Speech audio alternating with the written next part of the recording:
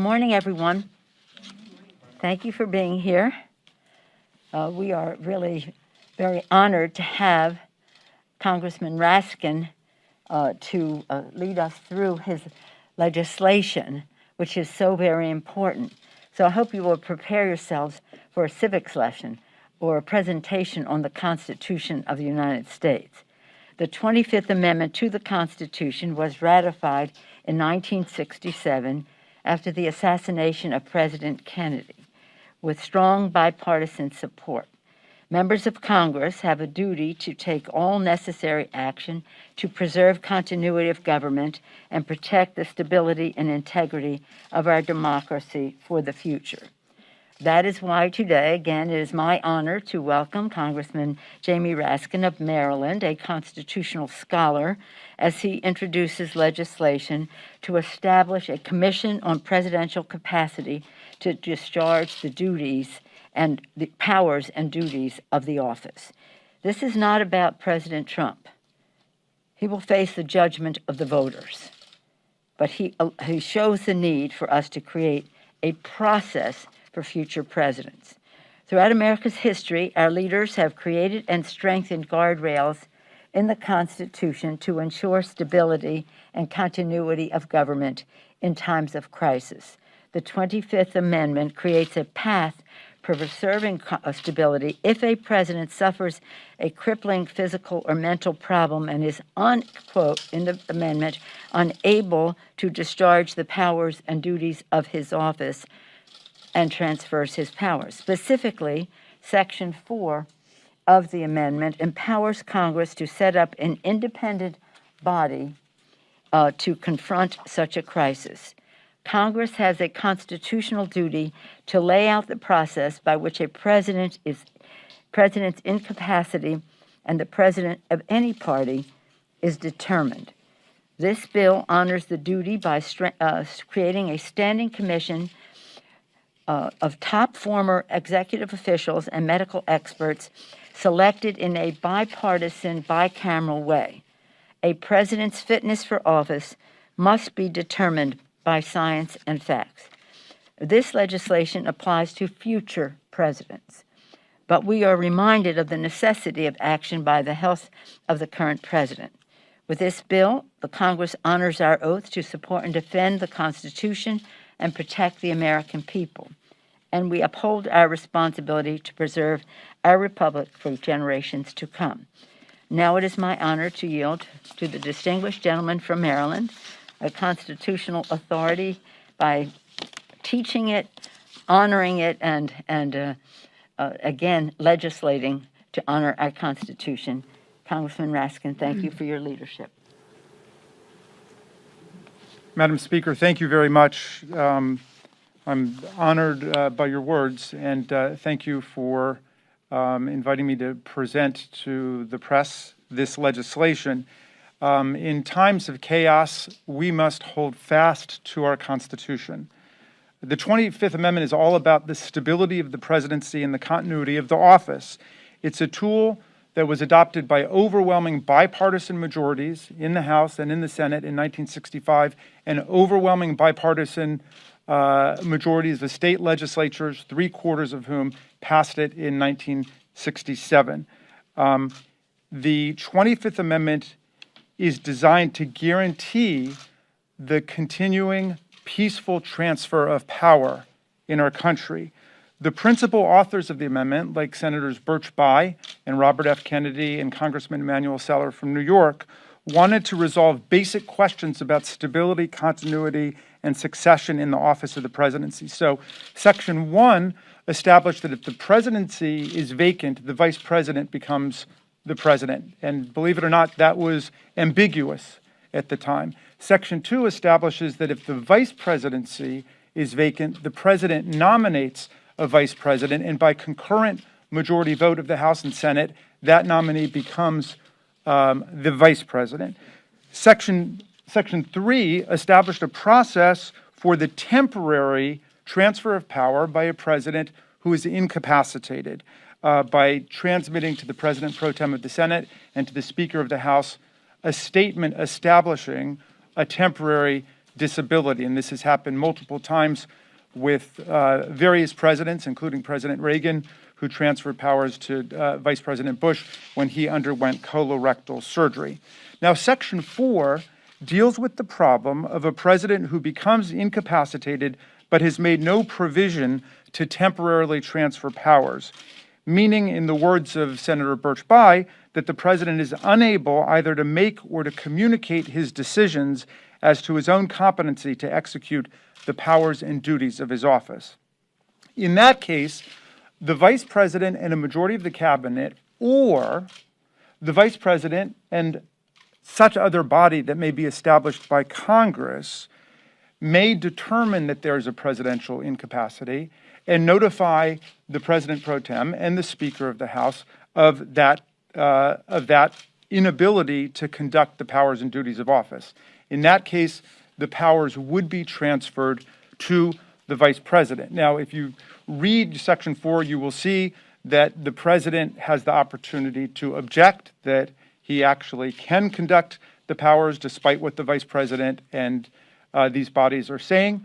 And ultimately, there would be a vote of the House and the Senate, and it requires 2/3 to side with the vice president. So it's made procedurally difficult to make sure that this is really only for the most extreme situations where you have a president who cannot fulfill the functions of the office. Now, it's never been necessary, but the authors of the 25th Amendment thought it essential in the nuclear age to have a safety valve option.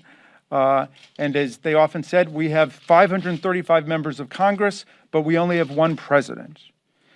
In the age of COVID-19, which has killed more than 210,000 Americans and now ravaged the White House staff, the wisdom of the 25th Amendment is clear. What happens if a president, any president, ends up in a coma or on a ventilator and has made no provisions for the temporary transfer of power under Section 3? Who has the powers of the presidency at that point? Is it the chief of staff? Is it the vice president? Is it the secretary of state? This situation is what demands action under Section 4. I wish that Congress had set up this permanent body 50 years ago. It did not do it, but we do need to do this, certainly in the next Congress. The framers of the 25th Amendment knew that you could not always count on the cabinet to act, and so Congress has a role to play, and that role must be totally bicameral and totally bipartisan.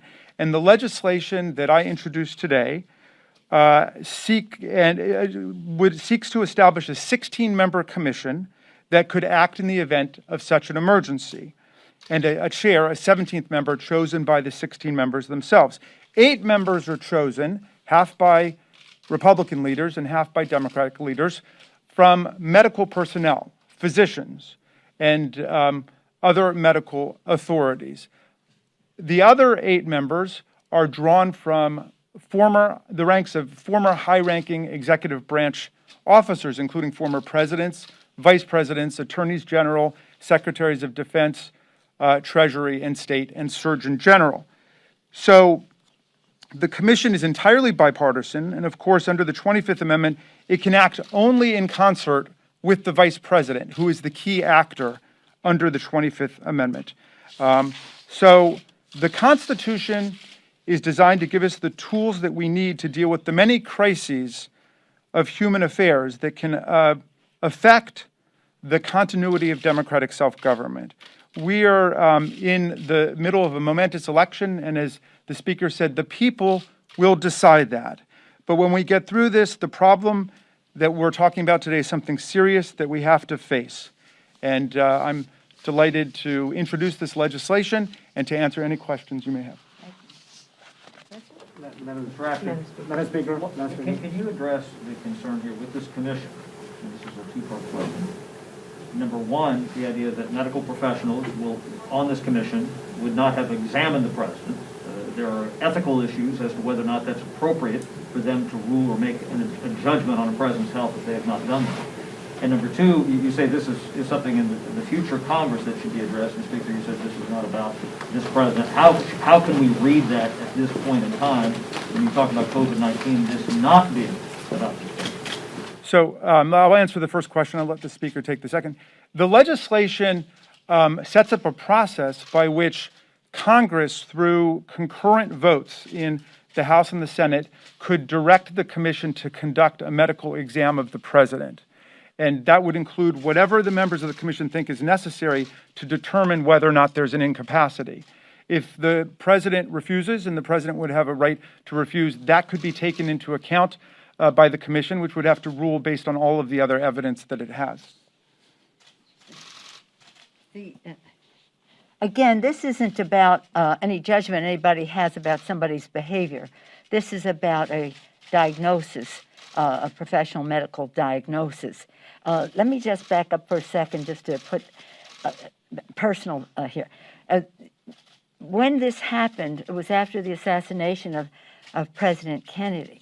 And you may not know this, you weren't born yet, but there was and Lyndon Johnson became president, there was no vice president. And if anything had happened to President Johnson, and his health was not the greatest, the Speaker of the House would have become the President of the United States.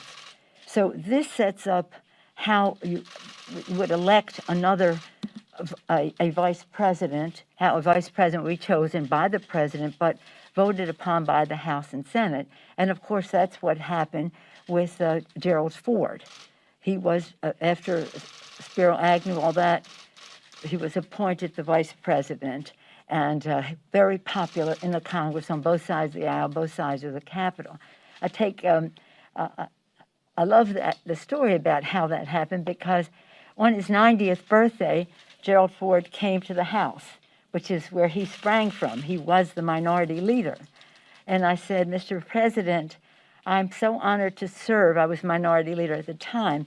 I'm so honored to serve in the position that you served in. And he said to me, I served with your father. I served with your father, and he started to tell me stories about that. When he died, I was the incoming speaker, and we had the honor of opening up the speaker's office and all the rest, even though I wasn't going to be sworn in for a day or two, but had possession of the speaker's office open to his family, who at the time he was minority leader, that's where he presided, and again, where his children came and did their homework and all the rest.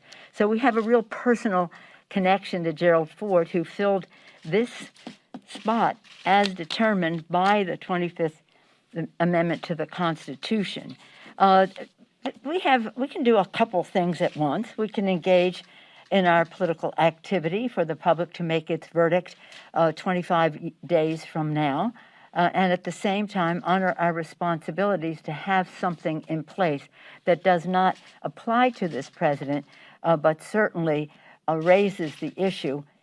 If a president, and this is, not with bad intention, if a president becomes incapacitated by stroke or ventilation, whatever it happens to be, that he would not have the ability, as Ronald Reagan had, as President George Herbert Walker Bush had, as President George W. Bush had, to make a judgment for this period of time, I transfer the power. So this sets up a formula. It's not for any of us to decide that. It's about a process to decide it. And as the distinguished gentleman said, without the vice president is crucial to this, and that would be the vice president of the president's party. Madam Speaker, just a few weeks ago, or a week or two ago, you were toying with the idea of impeachment. Now you're talking about the. I was doing what? You're toying with the idea of impeachment. I was not toying with the idea of impeachment. And now you're not talking have about a predicate that did not exist. Another question, because that is based on a false thing. Yes, sir. Madam Speaker, I'm just curious about the timing. Why introduce this legislation now? Why not wait until the new session of Congress?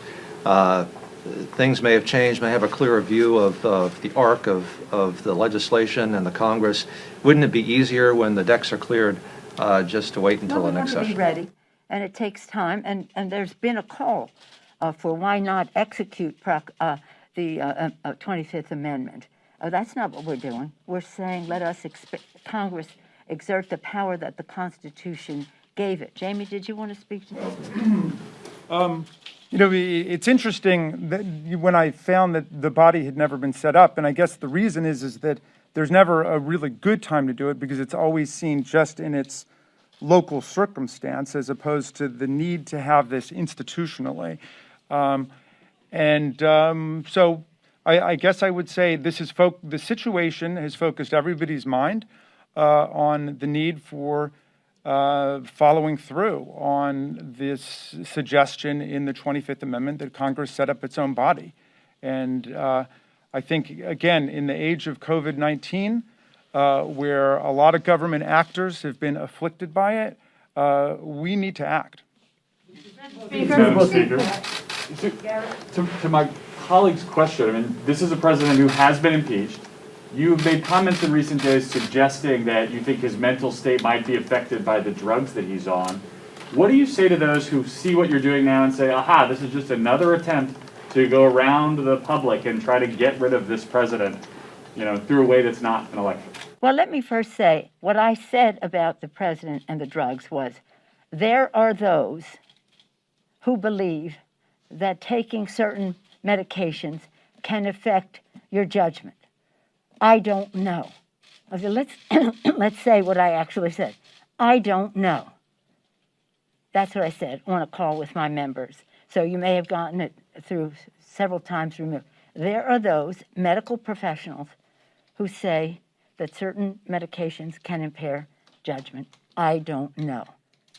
And this is not, I appreciate your question because this is really important. It's not about any of us making a judgment about the president's being.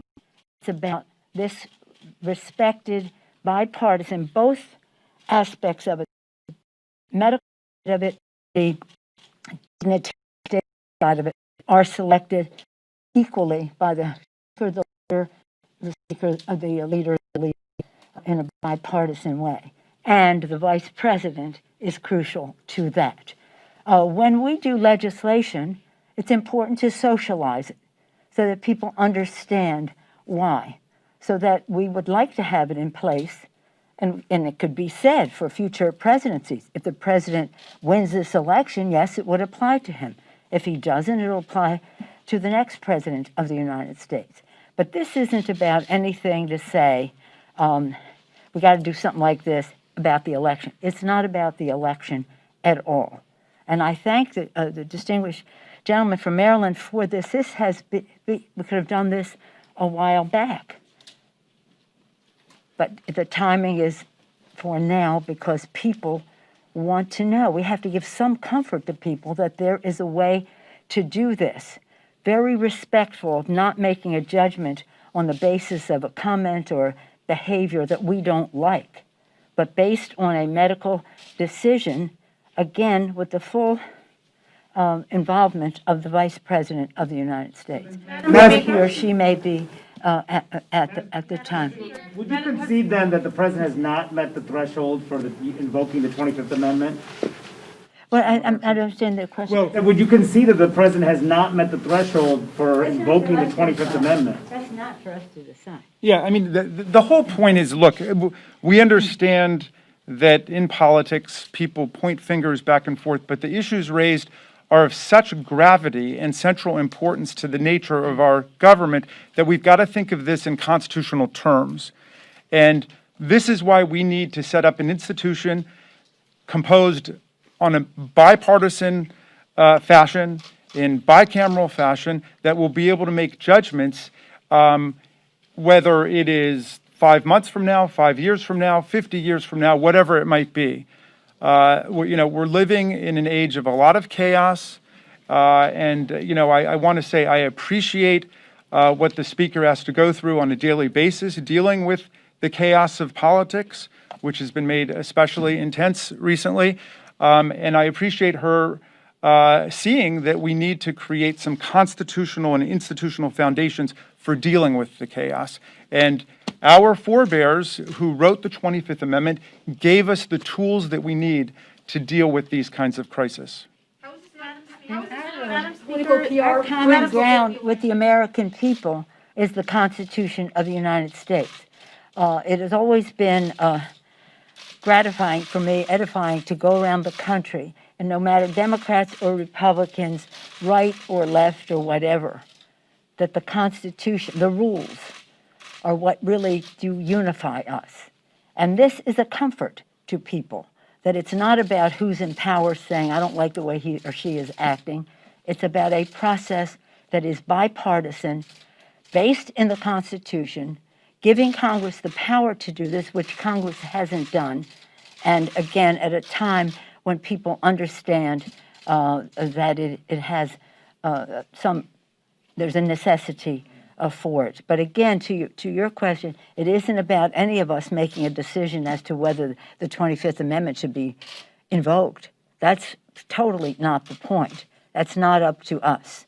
That's not up to us. But I do go back to Mr. Raskin's point. Just put yourself in a situation and your responsibilities to your family.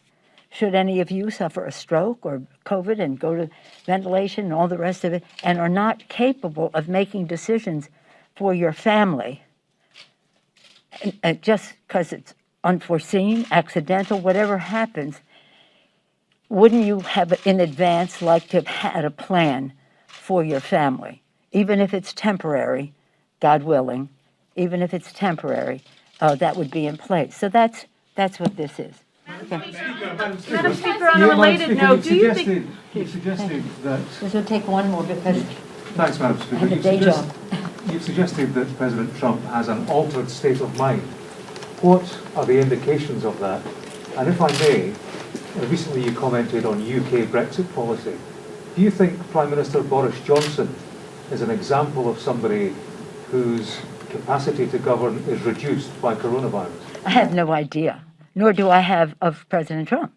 I just said he is under medication. Any of us who is under medication of that seriousness is in an altered state.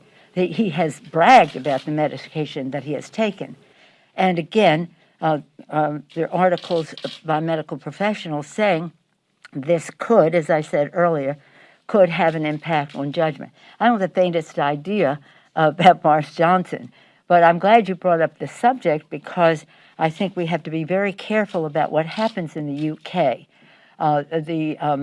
We have very stringent rules in terms of the Food and Drug Administration here about the number of clinical trials, the timing, the number of people, and all the rest, so that when a drug is approved by the FDA and the Scientific Advisory Committee, that it is safe and efficacious, then it will have the trust of the American people to take it.